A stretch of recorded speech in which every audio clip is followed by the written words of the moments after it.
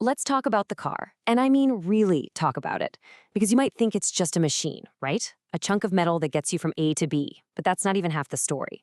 The automobile is one of the most powerful forces to ever shape our world, our cities, our entire way of life.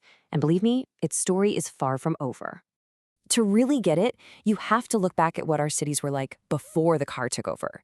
Streets weren't just for traffic. No, they were the city's living room.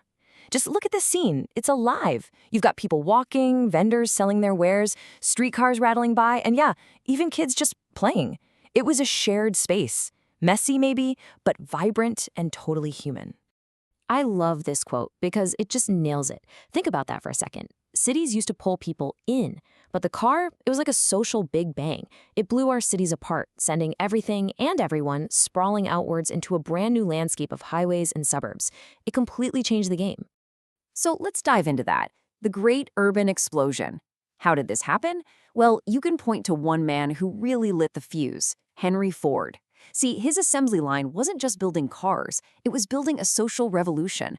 All of a sudden, the car wasn't some toy for the rich, it was a tool that almost anyone could own.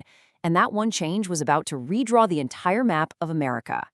And when I say explosion, I'm not kidding. Just look at these numbers.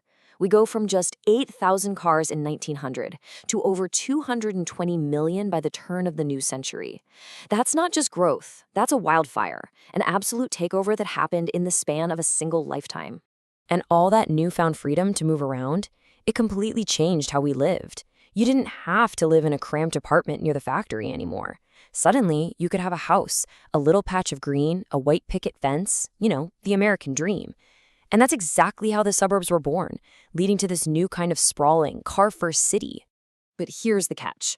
All those cars, well, they need somewhere to sit. And since most cars are parked something like 95% of the time, our cities started to morph into giant parking lots.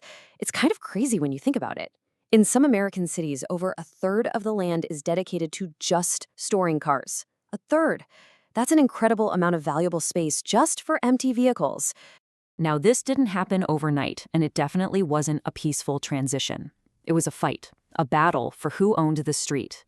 And the two opponents couldn't be more different, the brand new automobile versus the humble pedestrian.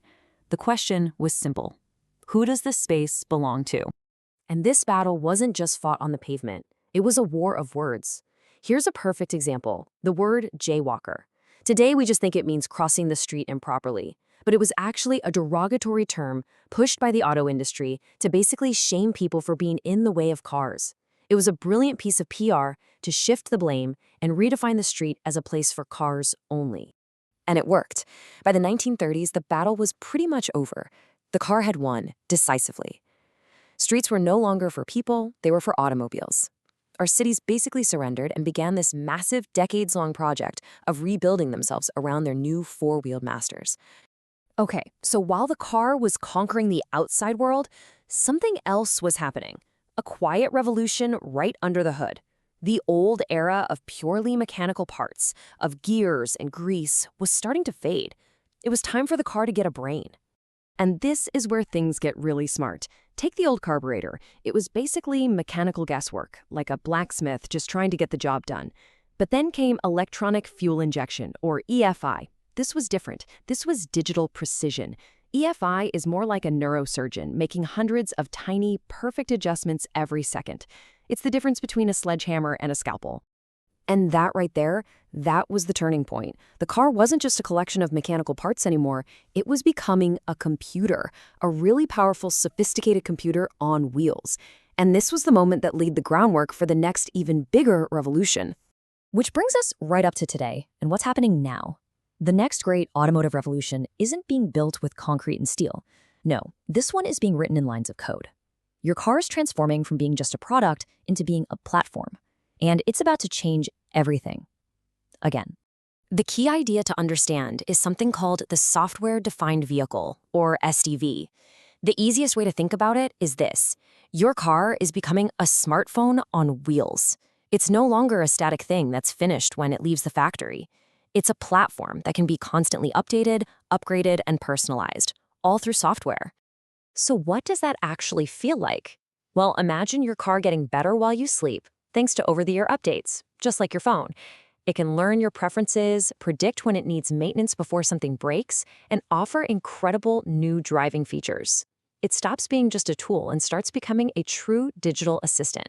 But the really mind-blowing part is that this isn't just about your car. It's about all the cars. They're all becoming nodes on this massive network, the Internet of Things. They'll talk to each other, they'll talk to traffic lights, they'll talk to the cloud. We're talking about building a vast, intelligent transportation system that could one day eliminate traffic jams and accidents altogether. So think about it.